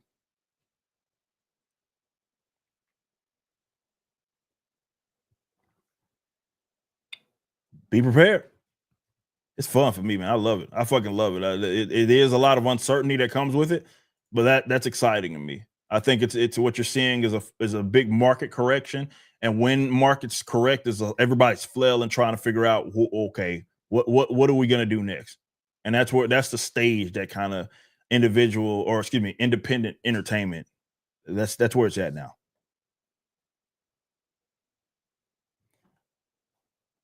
Okay. Black Blazer with a 42 months says business. Sure enough. Garfield's Bizarre Adventure with a 5 says it's good to see the Riververse doing well. Another company that is doing well is Iconic Comics. Just mentioned that. They are branching in the Japanese market. Well, it ain't that they're breaking into it or branching into it. Like, they have there's very few independent companies that can say that they have done, particularly with the Common America series. They can say that they've done what Iconic has done. Tim and team have been able to, granted, they are a Texas even company. They have they have a second market, right? And that second market is in a completely different country that has a different culture than the one that they are based out of, right? That is not easy. Okay. I can say that Ripverse has not done that yet. Do we have international fans? Obviously. We've sold, I feel like, almost every country that exists. We ship worldwide, right? We have a big, but like it's different, right? It's different. It's not just, oh, well, people from Japan buy this shit. There's people from Japan that buy Ripverse shit all the time. They have like a legitimate presence. They have a fan base that is popular enough to where in another country that does not speak English as their primary language, right? They're cosplaying their characters. They're doing all of that stuff. There's not that many companies that can say that. That is an accomplishment in itself. And that's inspiring. Awesome to see. Awesome to see. But, I think a lot of that has to do with, while our companies, obviously, we run our companies differently, the way that they have approached it and where they took the business aspect of it, the business aspect of their company as serious as the creative stuff. That's why they were able to do that and expand the way that they are. Like, I know Doug talks about it a lot. He's mentioned this, like, some people, I know Tim's mentioned this as well. It's like, unfortunately, you get independent, and it's not just with comics. You get some independent creators that will start creating, right? And they just get so caught up in the creative stuff, and they treat the business aspect of it like it's just something that they'll get around to, right? It's not anything that they actually even consider. They don't have all of it together, and they're already asking for money. It's crazy. Now, I think that's lunacy. But those opportunities, though, that we've taken advantage of, and they take advantage of, is because they got their shit together. And oftentimes people want to work with people that got their shit together, believe it or not. And those opportunities come, and sometimes you don't see those. This is why, like, look, man, you grind, nose to the grindstone, bro, and you actually get out there and be great, for lack of better terms. You're going to come across opportunities that you didn't even see. Just by being on your shit. And it goes a long way. And those guys clearly took that aspect of the company very seriously. They said, look, man, we got these creative guys. We got guys that can write. We got some guys that can draw like a motherfucker. But that's only one aspect of it. We got to take just as serious as we got to take serious everything else. And that's what they've done. And that's why they have these opportunities. As part of why they have those opportunities. Big shout out to those brothers. I see it. Excuse me. I see it. Everybody sees it.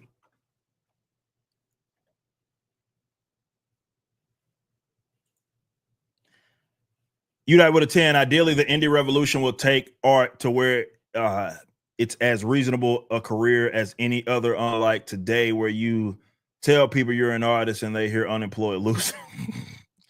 True. Yeah. Ideally, yeah, for sure. It's just going to be a thing that it's just going to look different, man. It's going to, like, entertainment is an industry in itself. We all know that, right? Just down, plugging camera to adjust. Come on. There we go. But yeah, it's that I do think that it's just going to be a lot. It's going to be smaller successes, and those successes will be people that's their full-time profession, full-time gig, not a hobby. But not every company is just going to be this billion-dollar corporation. I think that's the trend that we're moving into. And that's great. Smaller companies, though there will be some successful ones. There will be multi-million-dollar companies still. Billion-dollar companies, probably not. There may be a company that does something that ended up being a billion-dollar success, but it's going to be smaller and contained. I think it's just that's the way of the future. Because I think what people aren't looking at is like this movie with The Rock, right? It's a recent one. I think Chris Evans is in it as well. And we talked about it on this past week's episode of fucking Ribbon and Silverback. The Hollywood star is dead.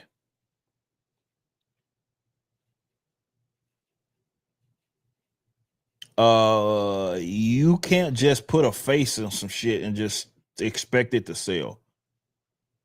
Additionally, their budgets are out of control.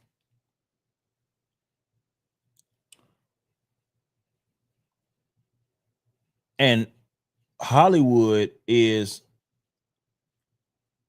I don't think cope is the proper word. Maybe it is, but I don't think that's quite accurate. I think what they're dealing with is more delusion.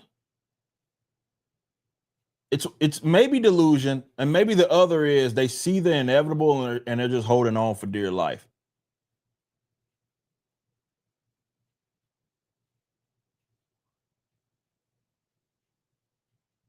Because the way that I see it, there is no recipe for success for you guys anymore. Not to operate in your current capacity. Bloated, massive, mega corporate. Your catering budget has a catering budget. Like those days are fake ass jobs. I think those days are gone. But they haven't quite, at least in action, admitted to that. Because in order for them to exist and be profitable, they're going to have to fundamentally change. Like everything that they knew in the past is going to have to change. It's just a different time now. And I don't know if they got it in them to make that adjustment. So I believe that they'll go until it's like, I do think there's going to be a licensing restructure in major. It's going to be a licensing structure, I think, within the next 5 years. I think there's going to be a lot of these properties are going to start really, really leaning on licensing as their primary. Like, it's just going to be IP farms, which they already are, but they're still trying to produce, right? So they haven't quite got there, but I do think that's that reality that's going to set in. And I think some people that are going to get hold of these licenses aren't just going to be big companies. They're going to be smaller ones. But as they exist right now, they're taking a lot of lumps, guys. And I don't think people understand how, like, these guys are taking lump after lump. Even slam dunks don't even look like slam dunks anymore. Layups don't look like layups anymore. Like things that you like, we expect that to do decently, end up flopping. It's a different day and age.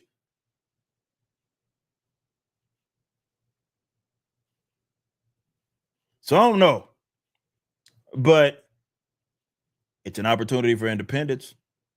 But I hope to God, and you'll see some of this. You've seen it in every other industry where you get mainstream guys try to be independent, but the methods there, the methodology is still based off of what they knew and learned from the mainstream, and it's just not going to work.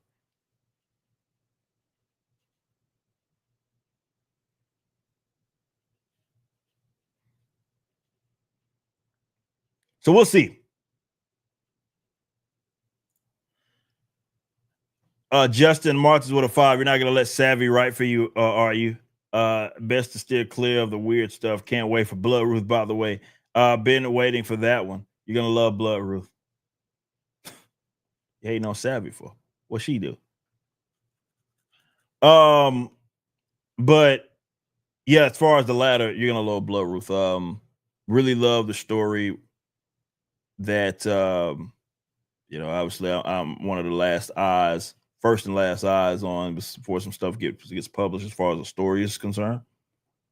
As the EIC, that's kind of my responsibility. It's such a good book, bros. Such a good book.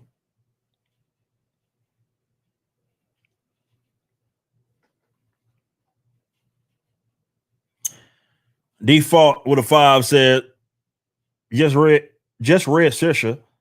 Gotta say it's refreshing to find a femme fatale who actually uses their sex appeal as a weapon in her arsenal. Rare these days. Yeah. Man, crazy story. And it's unfortunate, man.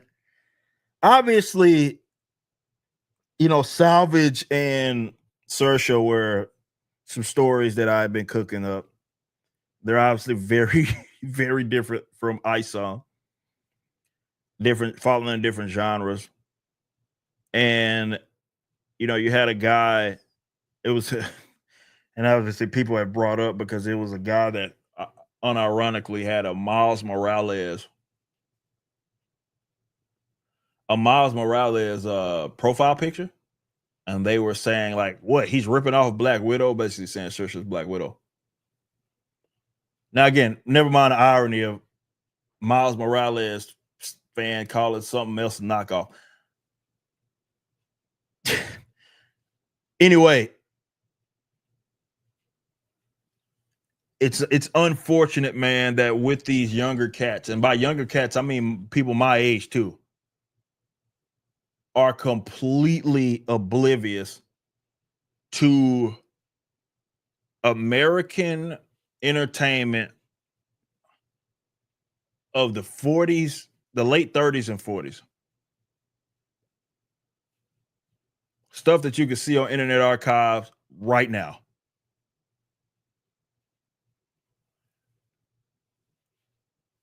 Because I promise you, there's a lot of stuff that predates Black Widow that's of that vein. And I told people go watch Blonde Ice, right? If they want to, just a little hint there. But I also put some stuff in the background of these, to kind of let you know what somewhat inspired me. Most people have caught the Salvage one. I won't say most people, a lot of people have. Right? It was that the schools are failing the kids. Yes, unfortunately, like the whole, the crime sort of noir, and just pulp style stuff. Again, 20s, 30s, and 40s that there's people just they it's like it doesn't exist to them. Which again, all that stuff technically influenced, ironically, the superhero comics, right? it's unfortunate, man. A lot of man, people will have their fucking minds blown if they watched any of that stuff.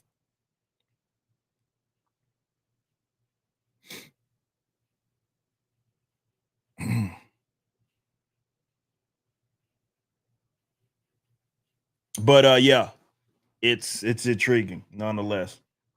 But it is cool. I mean, obviously, I at least came from a background where, you know, my mother had me when she was so it's interesting because my mother is the youngest of like 7, 8 children, right?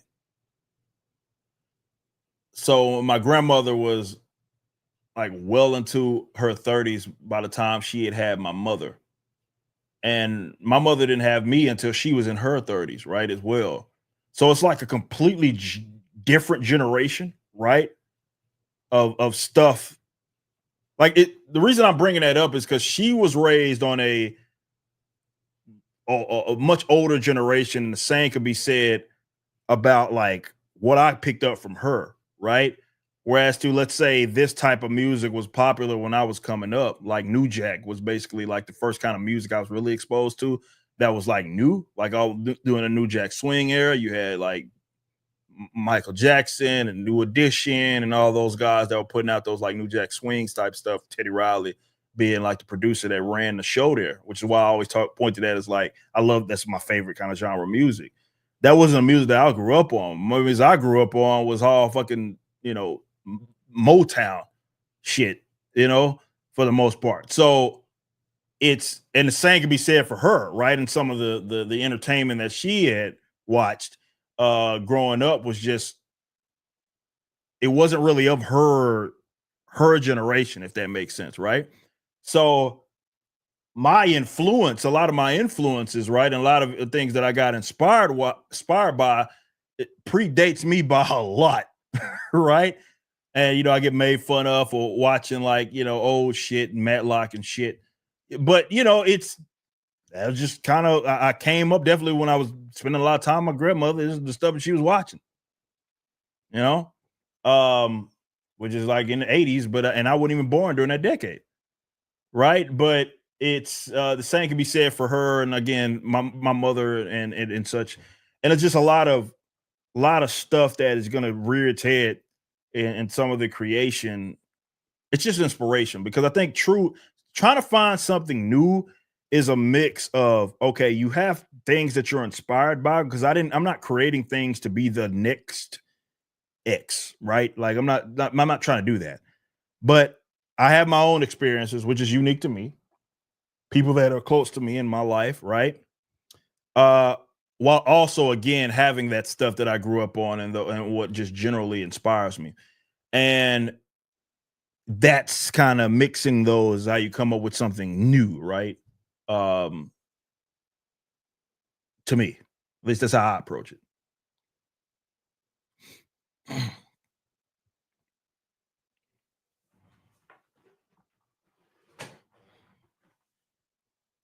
All right. Continuing on, Garfield's Bizarre Adventure with a 5 said, any predictions on what happens when Superman and Batman go public? I who was I seeing post? Man, I can't remember who I saw post about it, but it wasn't the only post that I saw. So I don't know if you guys know. I think Papa is up for public domain, and there's about to be this like Papa horror film, right? Similar to what they did to Winnie the Pooh and all that shit. And I saw someone post that they were like, I'm really tired of basically these being bastardized, these children's or all ages like material being bastardized and being like made to be these like raunchy darker like adaptations, right? And I think that's the thing that I think a lot of people didn't understand with public domain. And I think now some people are starting to get some regret about the general concept, is that if you thought that you're not going to get bastardizations, you were sadly mistaken.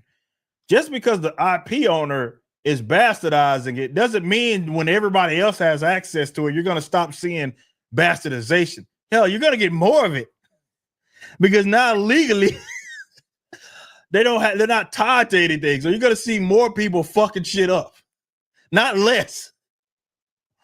You're going to see a lot more of it, right? So I think that's the same thing that you're going to get with Superman and Batman. You're going to get, yeah, I'm pretty sure somebody make a classic like film, and there's going to be that, but you're going to get less of that. That'll be the outlier. You're going to see a lot more people fucking shit up, bastardizing those properties. Just expect it. So I think a lot of people are coming to find that, oh shit,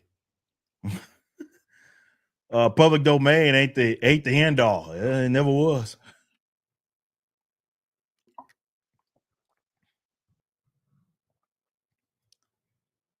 Never was. So I anticipate that. I anticipate a lot of tomfoolery for sure. Hot Dice with a 14 month says business. Also, Bloodruth tank tops. Peace. Okay.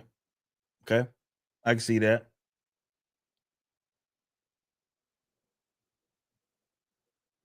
I can see that.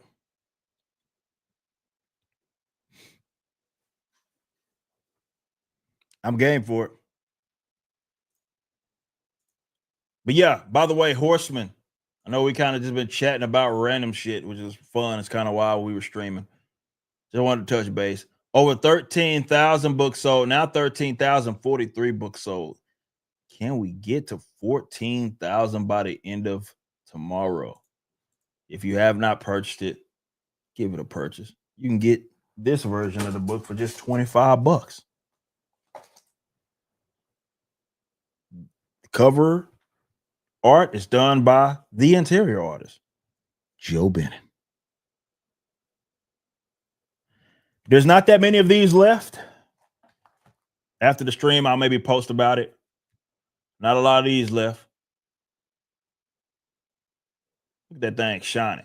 Camera's having difficulty picking up. Just a shining. Not that many cover C's left. Can we hit the goal, chat? Can we hit it? Can we do it now? Seriously.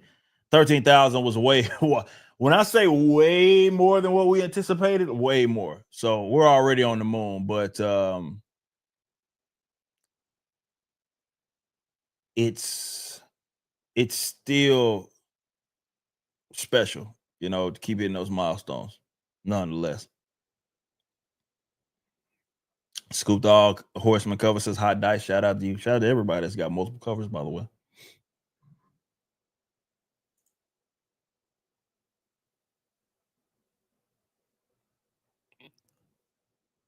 Shout out. But yeah, I woke up early. I got a lot of work done. Got some stuff off the ground because we got some other projects that, you don't get a lot of time to celebrate. I mean, I try to mix it in, but it's oftentimes we got to get, you got to get to work.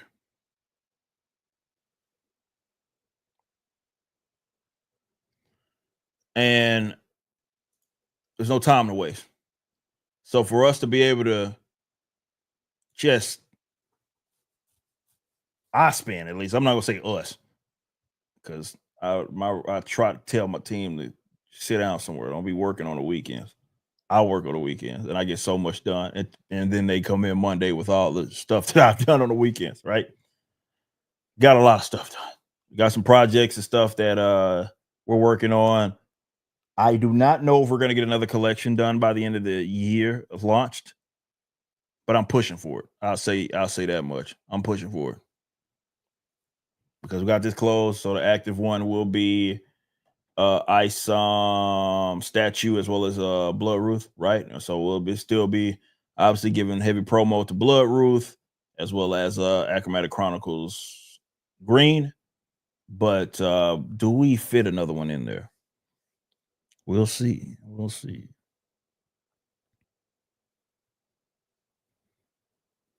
We shall see. But yes, go get The Horseman. Welcome to Flores Park by Chuck Dixon, Joe Bennett. You're going to love it. Fulfillment starts tomorrow. Collection officially ends at 11 p.m. Central Time tomorrow. I will be streaming. So there's that. But all right, guys, we'll go get back to work, by the way. I want to say I appreciate y'all hanging out with me. I got so much shit to do. But it's okay. It's what I signed up for. Seriously, guys, I'm going to get out of here.